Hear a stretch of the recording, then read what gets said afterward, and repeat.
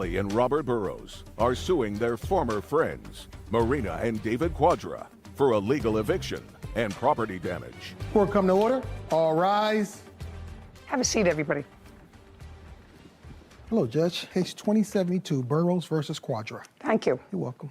Mr. and Mrs. Quadra, you were living in a home, in a house? Correct, a townhome. That you didn't own. And for how long had you been renting that home? We did not rent out the home. How long, if you didn't own it, then you were renting it? We rented it for 2 years, Your Honor. It gets scarier if you have a fixed position in your head so that you're not listening to my questions. Do you understand? Yes, Your Honor. When did your lease start? July of 2020. And when was it to terminate? It was terminated August 1st, 2022. And it was terminated by an eviction? Correct. And you were evicted because the landlord said that you sublet the apartment to these people and their family? Correct. And they were people who you knew, both in the military? Just him. What do you do? I'm a federal employee. And you? I'm active duty, ma'am. But you knew each other from work? Correct. Where did you move in August? National City, Your Honor. How far is that from your prior residence? It's about 30 miles south, Your Honor. Are you in a home that you own or that you rent? We are still renting. How much are you paying in rent? $21.50 a month. You have a signed lease? We do. When did that lease start? August 1st, 2022. And why did you choose to live in National City? It is closer to where he is stationed. It is also the... Don't speak. Yes, Your Honor. How much closer? To his job. To his job? It went from a 30-minute drive to a 15-minute drive. Okay, so that's better. Correct. You were evicted. You were served a notice of eviction on what date? They let us know a month before August. They gave us a 30-day notice. Now, did the plaintiffs have any furniture in the home that you were evicted from? Prior to us being evicted, yes. Yes, prior to your being evicted. And what furniture did they have? 2 dressers and a bunk bed. Anything else? That's as far as furniture. And what furniture did you have in there prior to being evicted? A full living room. And when did you move that out? On what date? The 30th of July, 2 days before our moving date. So you moved out all of your furniture? Correct. And how much were you paying in rent in the place from which you were evicted? $25.95. Oh, I didn't write that down. How much were you paying in the new place? The place we are in now, $21.50. So you're paying less rent? Correct. It's substantially smaller. And substantially closer to his place of employment? Correct. Good. Now, do you want to tell me your version of how they came to be living in your house? We received a call one night. It was very late, 10 p.m. Robert was very upset, crying. He had nowhere to go. He? Correct. Robert had nowhere to go, and Kelly was asking for a divorce. He asked if he could crash on the couch. We have a toddler at home, so I asked him to sleep in our guest bedroom instead of the couch. Okay. He stayed that first original night, and the next day he needed to job hunt as he was jobless. We offered to watch his child. He looked for the job and he came home. He asked us if he could stay for a while in that guest bedroom until he got onto his feet with the job. He offered money to just help out with utilities and How much? $1,000. $1,000 a month? No, just 1,000. And our words, when he had asked, and we asked him, how long do you think it will take you to get on your feet? It was just a couple weeks. Okay, so he was offering $1,000. Correct. Which was 40% of your rent to stay for 2 weeks, to stay in your guest bedroom. Mm-hmm. Pretty decent. Did he give you the $1,000? He did. And he gave you the $1,000 on what date? He gave us the $1,000 on May 29th. And when did he start staying there? He started staying with us May 21st. Then what happened? He stayed with us for about a week. Everything was okay. He job hunted. I helped with the child.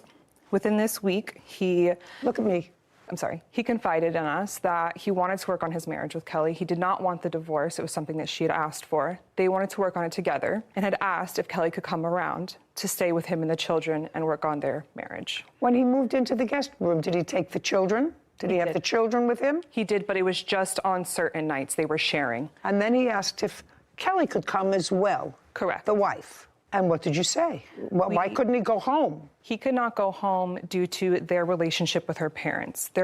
She was living with her parents. Correct. And they were both living with her parents. Correct. So he said, I can't go home. We want to work on the marriage. Could we come and stay here with you? Correct. They have 2 kids? They have 3.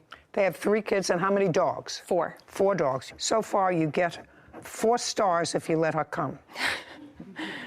I wish it would have worked that way. No. You don't understand that that's where I'm at so far. Yeah, of course. So now, May 29th, he gives you the $1,000. She moves in when with the dogs? So we had a long trip planned to Vegas. We let them know that after we had left, she could come stay while we were gone. What month? June? June, correct. How long were you away? We were away for 5 to 6 days. Well, what was he going to do when she came there with the 4 dogs, 3 kids after 6 days? What was the plan? This was never a plan of, here's a lease agreement you are going to rent from us. It was that's just not my I need question. somewhere to stay. Can they please come for this short period of time until we figure this out? Great. Okay, now let me hear your version of the events. When you went to stay there with your children, you were having trouble with your wife. It's incorrect. Incorrect. What I said was, because I believe her, I believe that you called her and said exactly what she said. She told me. I mean, I didn't have to have Whitney read it back. I believe that that's what you said. So I don't want to hear baloney about school districts. You were having trouble with your wife. And later today, You can't have it both ways. It's a Ms. Dion. complicated case. It's not complicated. It's very simple. You didn't have a written contract. If you had an oral contract, that's one thing.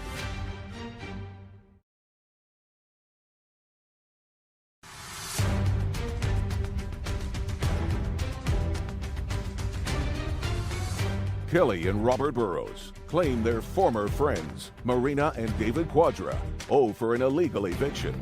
Marina and David are countersuing, saying Kelly and Robert caused them to be evicted. So when you went to their house and you wanted to work on your marriage, you could have gone back to your in-laws. Yes, that's correct. You could have. Why didn't you? The reason why we decided to split up was because we're trying to keep our kids in the same school district. So with having 4 dogs, that's impossible to keep in an HOA. So she decided to go with her parents. I decided to stay back to finish the school year with the kids, still being in May, so they can finish in the same school district. That's why I decided I needed a mailing address so that they can stay in the same school district. So you mean this discussion that she just said to me about you having problems, marital problems with your wife, that never happened? Irrelevant. It's just... No, that's not what I said. What I said was, because I believe her. I believe that that's what happened. I believe that you called her and said exactly what she said. She told me. I mean, I didn't have to have Whitney read it back. I believe that that's what you said. So I don't want to hear baloney about school districts. You were having trouble with your wife. No, ma'am. No. No. And you didn't tell her that. We had been moved out of our old place of 6 years in El Cajon, and we were trying for 6 months to find a new place. So yes, it does put a lot of stress on a relationship, but we did not have any marital... Mr. Burrows, you know what my strong suit is, and there's no question that the cameras just caught your face. My strong suit is being able to spot a lie from a mile away. And I'm telling you that there's no question that you called her late at night and said, I'm having trouble with my wife. She asked me for a divorce. Can I come and stay with you? There's no question that whether it was true or not, I don't know, because clearly you're a liar. So maybe it wasn't true, but that's what you told her. Your Honor, may I speak? You want me to call your parents? Please do. Would you like me to call your parents? I'm just asking you, would you like me to call your parents? No. Of course not. That's an easy thing for me to do. Part of what was going on was that we lived in our home for 6 years, and the homeowners had moved back in, and so they asked us to leave, and we had been actively searching for a home. So yes, it did put a bit of a strain on our marriage, and I took my dogs with me so that I can keep my operating business at my parents' house, because I am a dog boarder, dog sitter, and I did not want to shut my business down. And during this time, tensions, little things happening at my parents' house. So I said, you need to go see if you can rent a room or find somebody that can help you in the meantime till we can actively keep searching for a place for our family. We tried 5 different homes and we didn't. I don't care. What I said to your husband was he lied to me. Because there's no question that he called, and whether it was true or not, that he said to your friends, I need a place to go. Do you have a place that I could stay on the couch? There's no question he said that to her. That is true. Yes, that is true. Okay. Well, then I want you to introduce your husband to the truth. Is it true? It's something that he hasn't met, because that's not what he told me what happened. Correct. So that was a mistake of his. Mistake. That was a mistake. And you know what happens when you lied to me once? Your case is dismissed. Because what you're suing for is being evicted, and you go, blah, blah, blah, blah, blah, blah, emotional distress. You lie to me once, your case is dismissed. Now, we're going to come over here. You have a counterclaim. Your counterclaim is money owed for property damage. Correct. And for damages for eviction, because what happened was your landlord evicted you because she comes with her 4 dogs, 3 gerbils, 2 parakeets to your house, and the owner of your condo doesn't want her any more than the owner of their last condo. Of course. Didn't want them. Got to save your money, buy your own house, so you can have as many dogs and parakeets as you like. You moved into a place that's nicer? Absolutely not.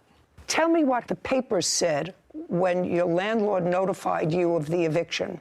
Do you have them? We do. I'd like to take a look at them. Yes, no problem.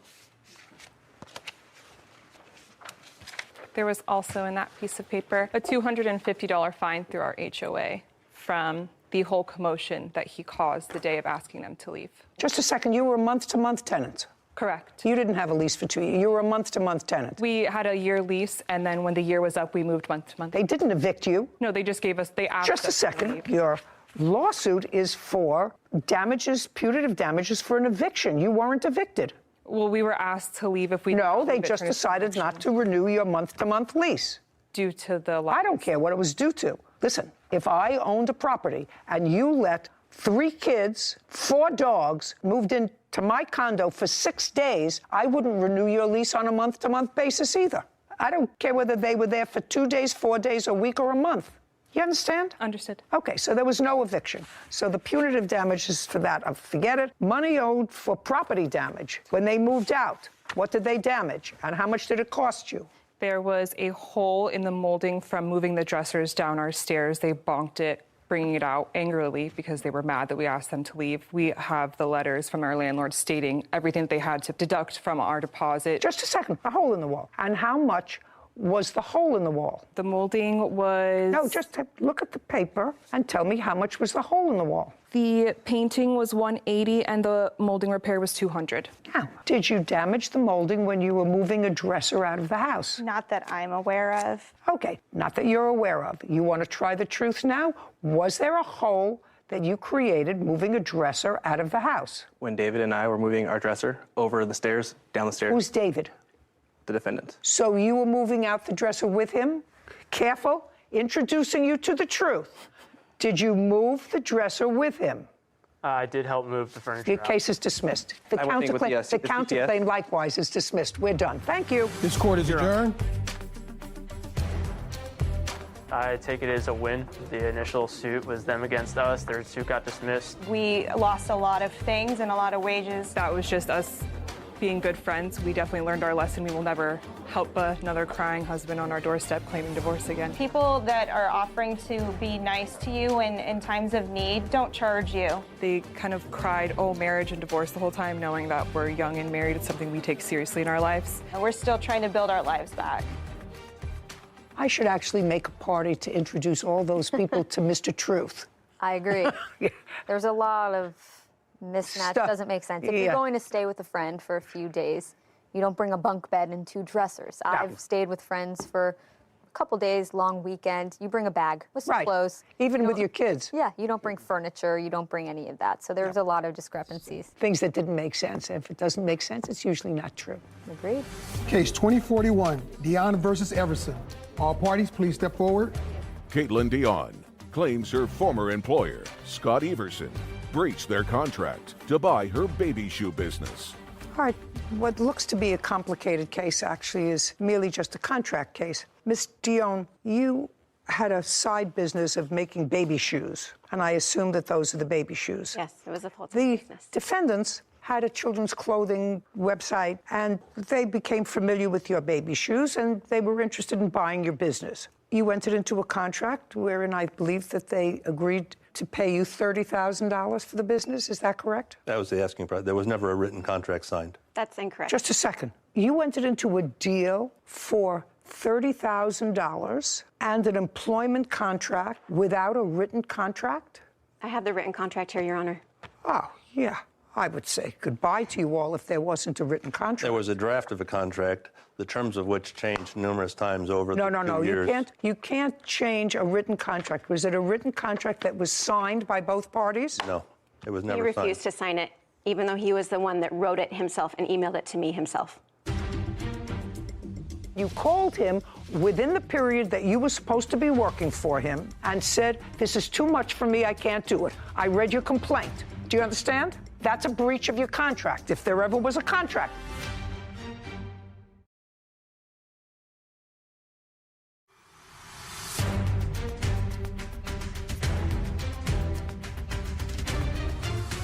Caitlin Dion claims her former employer, Scott Everson, breached their contract to buy her baby shoe business. Well, then there was never a meeting of the minds. May I see that? This is going to be a much easier case than I thought. That's also incorrect. I have Just audio. Just a second. This is going to be a much easier case than I thought. That's the latest draft of an agreement, of which there were several drafts prior to that. Listen to me, sir. It doesn't make any difference to me. She's suing you because you paid her pursuant, I assume, under this non-contract, according to you, $31,000. That was both for a piece of her business and for her staying on for a period of, I don't know, 4 months, 6 months? That was never agreed to. Neither was the $30,000. Do you understand? You can't have it both ways, It's a Ms. Dion. complicated case. It's not complicated. It's very simple. You didn't have a written contract. If you had an oral contract, that's one thing. I do have that, actually. I have audio that we can play right now telling him that he promises to pay me $30,000 regardless of how long I worked for him. Just a second. The original deal that you had was for $30,000. There was actually an original deal that was much more than the contract he took months to change to sign.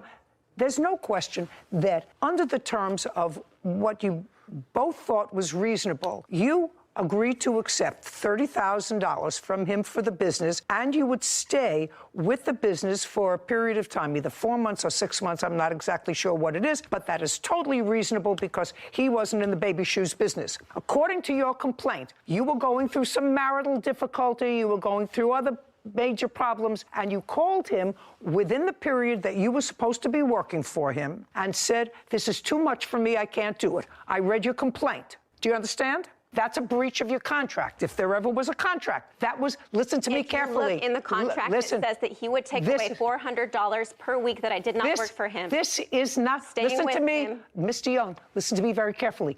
This is an unsigned contract. Why didn't you send it to me then? Just a second. He gave you $31,000. He did not. He gave me $5,000. Just a second. He says he gave you over the period of time $30,000. Did you give her? I have to. Just a second. In the period of time that we've known Ms. Dion and worked with her, I've given her $31,668. I have proof that says otherwise. I'd like to see it. Here are my hourly paychecks. No, not.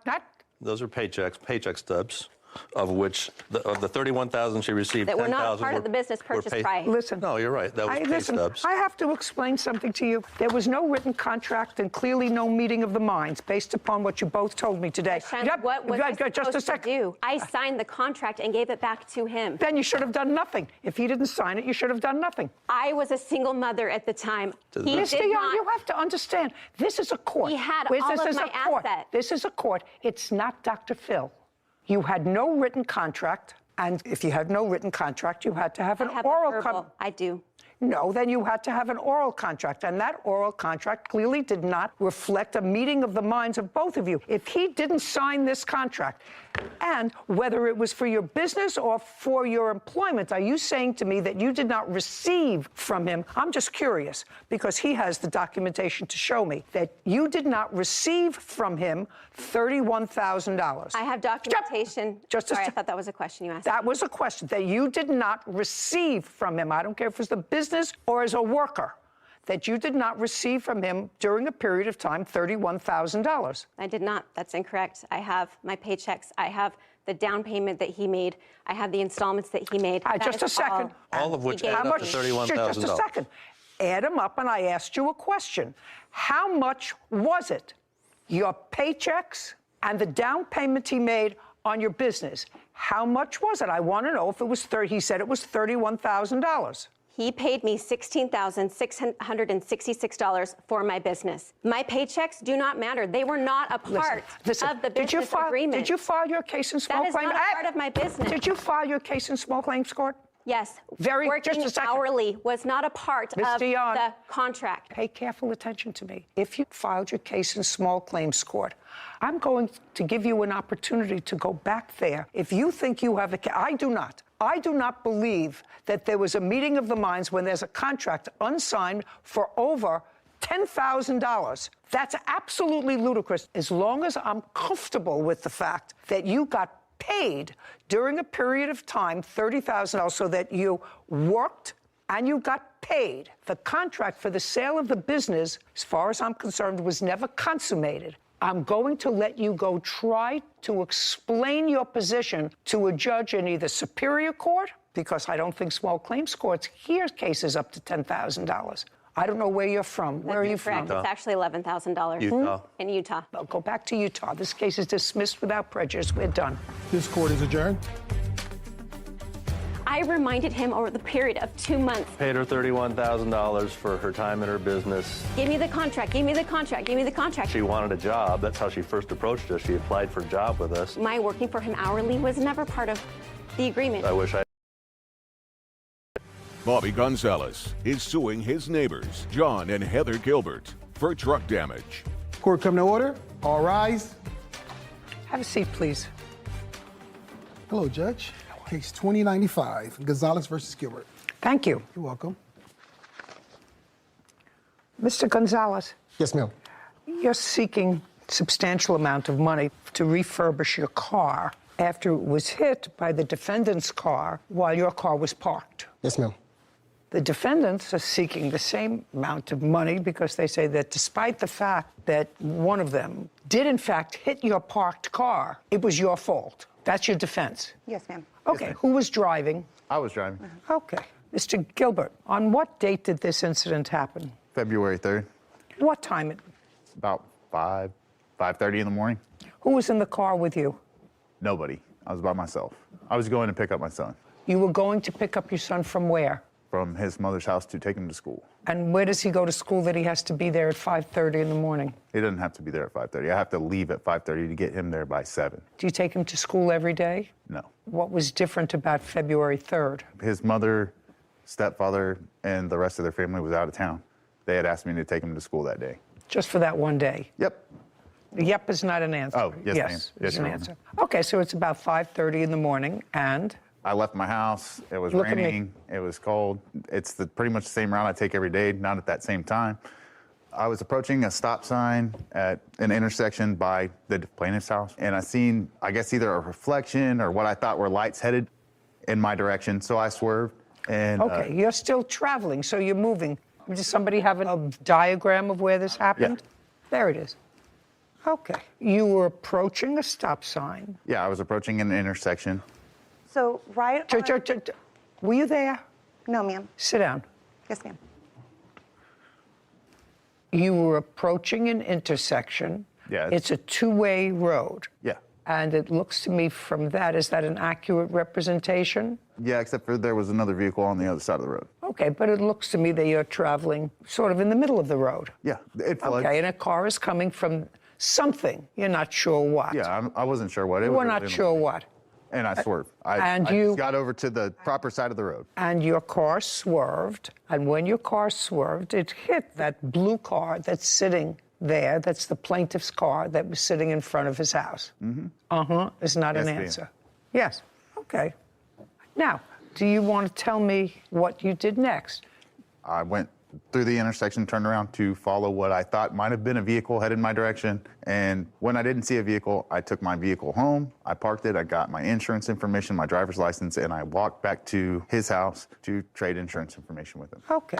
You have a video of this incident? Yes, ma'am. From where?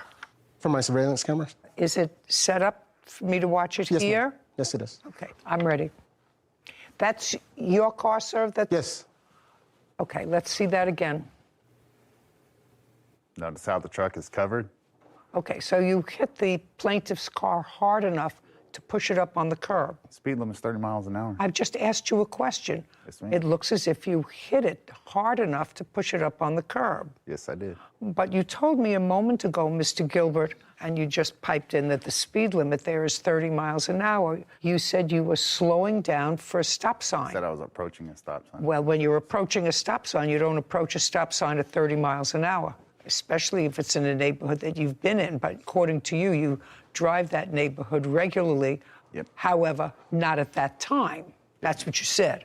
Yes, ma'am. So if you are approaching a stop sign, when I approach a stop sign, and if I know there's a stop sign there, I start applying my brakes a little bit before. Now, I do drive with some people who sort of like to play chicky with a stop sign, you know. Maybe the stop sign is going to move. Maybe it's going to become a welcome mat. So they wait until they get right up to it and put their brakes on. But that's not what you told me you did. No, ma'am. Okay. So now I'm going to say, if you were going very slowly, sir, approaching a stop sign, you wouldn't have hit his car with such force that you push him up on the curb. Okay. Your defense is to this action, as I said, that he was parked and he had this car that was covered and it was parked facing the wrong direction, which is totally irrelevant as to was facing the wrong according to direction. Texas state law. It's covered over, so you don't know which direction it was facing in. Certainly the light wasn't on it. If you're I've passed this. I didn't ask you for anything. You weren't there. Yes, ma'am. You weren't there. Yes, ma'am, but She lives in the neighborhood. She drives by it every day. Just a second. What do I need that for? I have a video. Okay. I have a video. Can you see the stop sign in the video? No. You have no idea how close I was. You just told me you were approaching a stop sign. Yeah, Would there you is read a that stop back to sign. me? There is a stop sign. Would you read that back to me? I was approaching a stop sign. Does he say I slowed down? I was approaching a stop sign. I don't remember. It's about. I didn't say. I did not now say. Now you can leave. I did not say I was slowing down. Now you can leave. I did not say I was slowing down. I said I was approaching a stop sign. Okay, that's what I thought. But that's why we have Whitney. Let's see, he says he was approaching a stop sign at an intersection by the plaintiff's house, and I can see either a reflection or what I see lights headed in my direction, so I swerve. Now I would like to see that video again one more time. I would like to see if I see something coming towards you. Actually, I don't see another vehicle coming towards you. Is that a truck parked there? It's a food truck behind it. It's like catty corner to his vehicle. There's a food trailer there that had all of the light, right. A food truck on the other side of the street. Yes, ma'am. A food truck that you could see, but that's parked. Well, I assume since there was no actual lights coming, I assume maybe that's what light reflected off of. You don't assume anything. All you know is you saw something that made you swerve. Yes, ma'am. Whether it was there or not there. So am I getting the fact that your total defense is based on the fact that his car shouldn't have been parked there? Yes, ma'am. Or covered. Yeah, well, but that's a finable offense, Mr. Gilbert. That's a finable offense. If it doesn't cause an accident. No, I don't think it caused the accident. You caused the accident. How did you I cause caused the accident. This is an inert object. According to my HOA guidelines, that vehicle is supposed to be in his garage. According to Texas state law, it's not supposed to be on the road. And I'm going to tell you, I absolutely agree with you that that's a finable offense if his car is parked. So you're trying to interrupt me. Okay. That it's a finable offense. The question is his car being parked illegally the proximate cause of this accident? That's the question. Would that be a fair? Right it is. I didn't ask you a question unless you went to law school. Huh? No, unless you went to law school. Am I in the realm? You're closer than that, was Palsgraf versus Long Island Railroad. His car may have been parked in the wrong spot. Yeah. If you had somebody that left a baby carriage with a baby on the street, which is certainly against the law and would be a neglectful act on the part of the parent, and if you happen to swerve up to avoid something and hit that baby carriage, you can't say that baby carriage is the cause of the accident. No, You're the carriage cause of the isn't. accident. No, the owner of the baby carriage is. No, you are. No, they are. So how am what? I responsible for their baby carriage? Because your car is moving, sir, and if you're approaching a stop sign, you're not supposed If to the be going. vehicle wasn't covered, you could see the reflectors that are on it. That's what they're there for. Reflectors on what? Reflectors on the truck that's covered. They have headlights, turn signals, everything that's reflective that you could see. There was no reflectors or signals for me to see to know it was there. You would have hit it whether it was covered or not. Of course. Very good. May I please see the... That's horse. I wouldn't have hit it could I seen it. Kevin, I want to see what he's got as far as work for the car. Okay, so this is clearly a project car, sir. Yes, ma'am. Yeah, it's people. It don't run. Get him out of here. Let's go. He's done. He's done. Okay. Thank you, Lord. Oh, that makes my life so much easier. And later today. You know, you wanted to go. There was no reason why you couldn't. That's why you drive a motorcycle, because you can get into tight places and you can go. But you look like an intelligent young woman. Thank you, Your Honor. Don't take chances. That was a chance. It could have been a lot worse.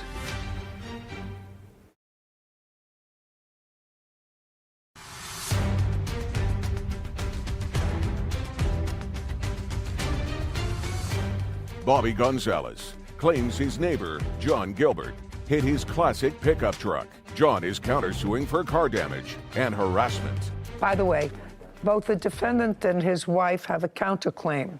Their counterclaim is for damages to their car and for harassment. Well, since neither one of them can keep control of themselves, the counterclaim is dismissed. I'm looking at this truck, Mr. Gonzalez. When did you purchase it, sir, and from whom? In October of last year.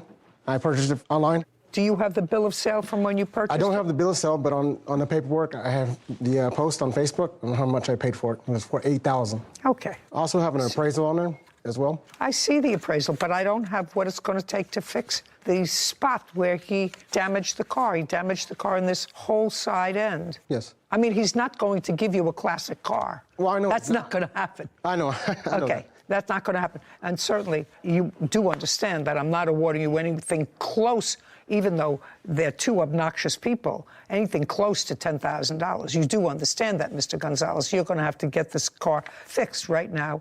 I'm looking. Where is a invoice for either the work you had done or an estimate to fix that part of the car that he injured? I cannot give that to you because then I don't have it, the sir. vehicle is a classic. It's very hard to find that type of vehicle. Well, then what you're asking me is to guess, sir. Well, I can give you the rates as far as how much You can't give me anything. Okay. You have to take the car in to somebody who deals with classic cars. This is a 70-year-old truck, and it's certainly beat up. You had it covered for a long time. It shouldn't have been on the street. You do know that. And I assume that since it's not driven, you didn't have it insured. Well, I took it out for Halloween, just for the kids. Well, I mean, where do you suggest that I conjure up a figure of $10,000 when you have a car that's a year old that has never been driven, that you take out and it's a Halloween ornament? So let me explain this to you. I have to guess at a figure. I would be prepared to award you $2,000 to fix your car because I did see that it had to be damaged as a result of the damage to the defendant's car. If you feel as if you would fare better in your local small claims court where this case came from, because I have dismissed their counterclaim, I will dismiss your case without prejudice and you can take it back to the lower court. Take your choice. I'll go ahead and take it from you. I know I'm not going to get anything from them. Very good. Judgment for the plaintiff in the amount of $2,000. Counterclaims dismissed. Fix your car. Thank you. This court is adjourned. Well, I didn't agree on the price, but with them kind of people, I'm not going to get my money back. It's time to get it repaired.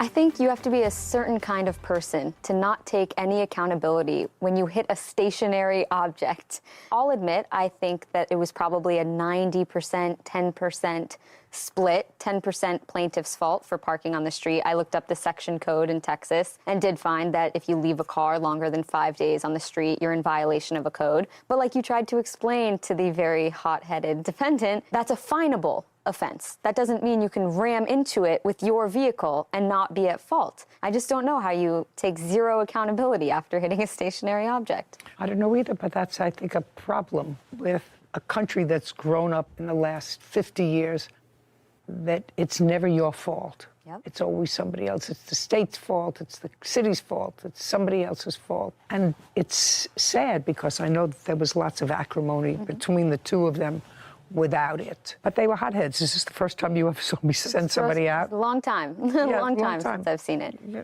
But when they're clearly not getting the message and they're being hostile, that's not the proper way to come to court. No. Especially when you're in the wrong. All right, but they have to live near each other. I hope that they sort of get it together.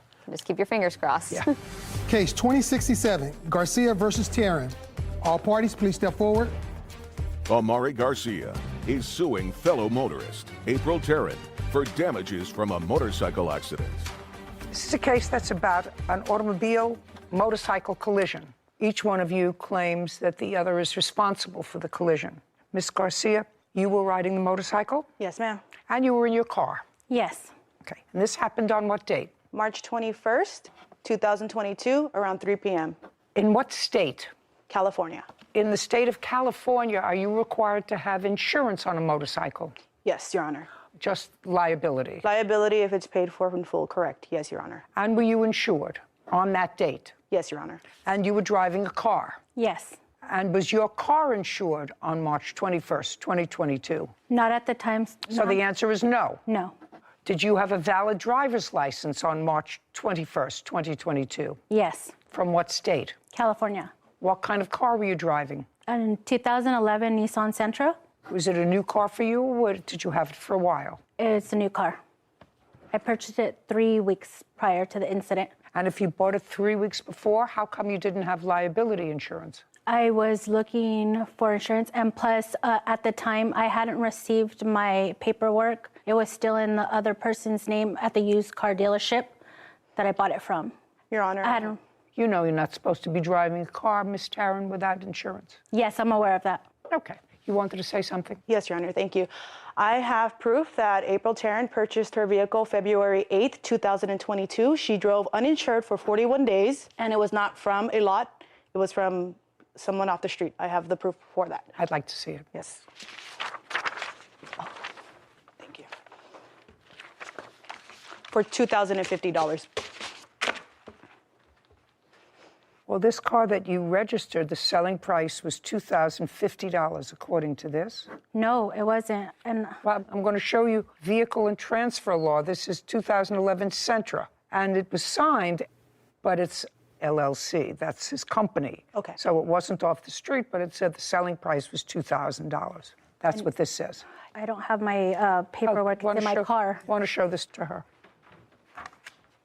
I just want to get some basic facts first, and then I'm going to go to the incident. But that's and... No, the person, the seller. And, you know, I have my paperwork in my car. Well, but you understand that that's what it's... I understand what you said because it's right there. Yes. Okay, we have a diagram. This happened on March 21st, 3 o'clock in the afternoon. You had no insurance, and you were traveling in the bike lane. No, that is not true. I shared the lane of the car in the right. I would never go into a bike lane. That is disrespectful to the road and riders. Just a second. Are you allowed to share a lane with a car and a motorcycle? That is your right, yes. I know Foothill. Is that where you were? Yes, Your Honor. And at a certain time during the day, Foothill becomes very trafficked. Yes. And the cars sometimes get stopped because there's a light, right? Yes, Your Honor. Go over to there, Miss Garcia, and show me, please, where you were positioned before you say that you were traveling in the same lane as a car. Your Honor, I was directly behind this car. Okay. Directly behind. You were directly behind that car. Yes. And that car was stopped. They were slowing to a stop. No, they were stopped because they had to have been stopped because that's why you went around him. They were slowing to a stop. By the time I got around here, they were stopped. I didn't want to veer into here. I was slowing down. I was around 25 miles per hour. This lane at the time was too close. So I shared this lane on this side. Miss Garcia, I got it, Miss Garcia. You want me to appreciate the fact that you wanted to get around the stopped car and you wanted to continue to go straight, correct? You weren't turning. You wanted to go straight. I was going straight, correct. And so you want me to picture in this tiny mind of mine that instead of going into a perfectly clear bike lane, you inched your way at 25 miles an hour in the same lane as a stopped car. Yes. But this diagram... You know, I find that hard to believe, Ms. Garcia. Your I Honor, really find that hard to believe. You may be in the right with regard to this, but I find it hard to believe. The roads are very wide. I have the actual police photo document of that. I'd like to see it. Yes, Your Honor.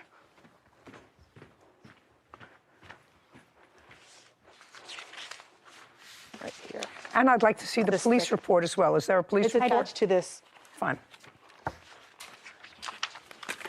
Because as you were traveling straight, the defendant was making a left turn. She was making a left turn because the two cars there were stopped, and those were the only two traffic lanes there. Now, I don't know whether she could see whether it's a motorcycle or a bicycle traveling in the bike lane, but what happened was she was making a left turn. According to this, you went into her passenger side. Is that correct? Yes, Your Honor. So where is the motorcycle now? I no longer have it. The towing company, they sold it. What are you driving around in now? 1995 Chevy Baville. Atta girl!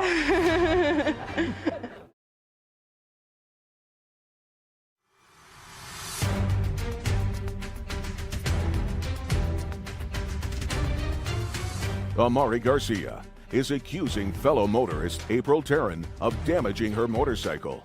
April claims Amari was illegally driving in the bike lane. Who was in the car with you, Miss Taryn? My son and his girlfriend. One of them had an injury. Yes. My son's girlfriend, she was in the driver's passenger side, and while I was turning into the lane, I just felt a crash and saw glass going into my car, and then she was cut. Okay, and you had an injury to your knee? Yes, I have several injuries, and I have photos as well. You understand, Miss Taryn, that the police interviewed witnesses. The witnesses were in the stopped cars. Yes. And at the end of all of their interviewing process, they determined that you were the cause of the collision.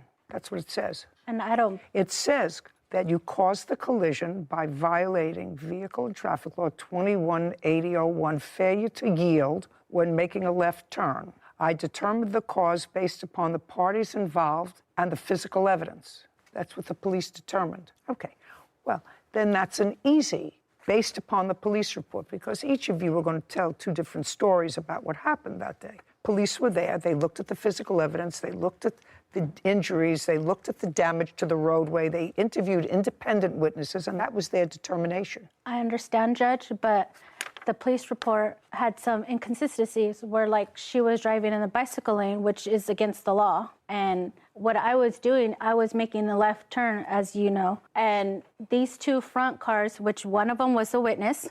Yes, that car paused to let you make a left turn. Yes, both lanes. And I was... No, you said both lanes. Both lanes paused. Well, that's what you say. Yes. That's what you say. That's not what this says. See, but they both did. And as I was... But I'm just telling you. No, I know. Yeah, that's but why I'm just telling you.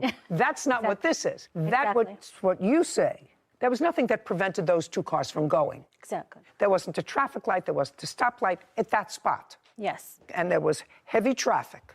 Yes. So it's your responsibility to make sure if you're making a left turn that you have to yield to all oncoming traffic. And so the fact that you didn't see her is really not relevant. And as long as you understand that this police report supports Ms. Garcia's claim that you caused this accident by making a left turn when you shouldn't have been making a left turn, that's what this says. And that, you know, at the end of the day, it's an accident. That's why it's not called an on purpose. It's called an accident.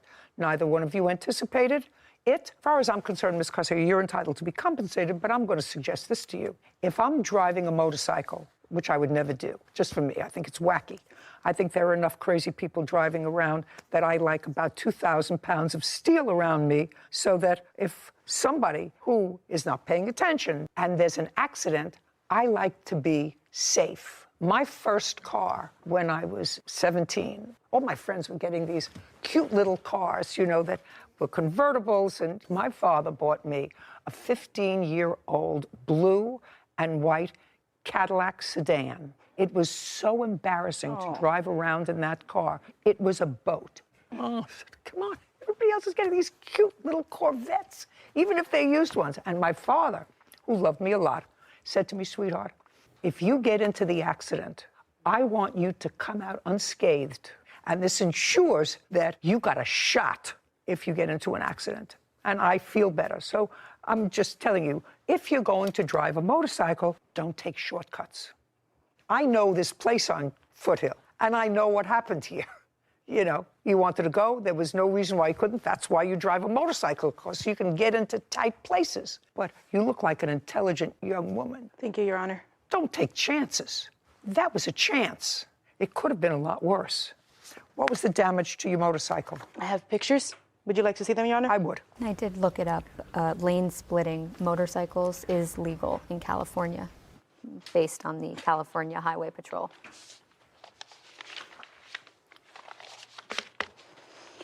Okay, I know.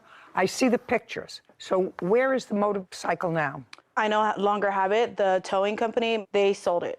They sold it for $70 they claim, and I got hit with collections afterwards. I have the bill for that if you'd like to see that. How much did you pay for it? $6,407. Do you have the bill? Yes. I'd like to see it. For my motorcycle, what I paid for, correct? Yes, what you paid for it.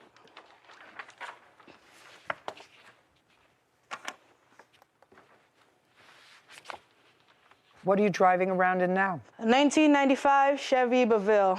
Atta girl! Atta girl. Okay.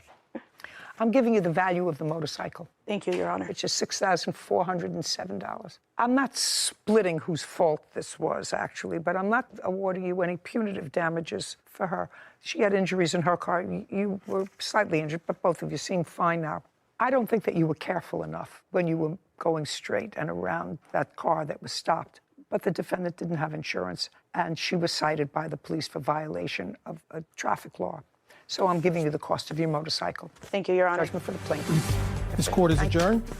So I actually ended up, after the car had made impact with me, the bike went that way. I went up into the air. It was really frightening. I hit the ground. I hit on my elbow. I've never experienced that before. I was really scared. I thought, like, oh, this is it. My legs are out. And like I said, I was being cautious, and thankfully I wasn't. But it ended up in that kind of situation. Definitely more safely as far as better gear, and, you know, like she said, don't take a shortcut or anything of that sort.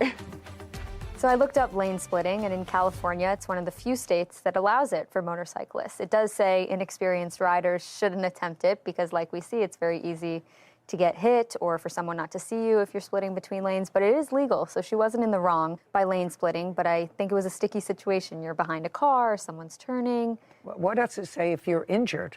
It does say on the Highway Patrol website that you're splitting at your own risk, so any injuries that happen are at your own risk. So they say if you are lane splitting, it's not illegal, but if you have injuries as a result of an accident, if you're lane splitting, you're responsible for your own injuries. It doesn't say it in a legal term that I could really stick to, but it says it's risky. We're acknowledging that it's risky. You have to assume the risk of lane splitting if that's what you choose.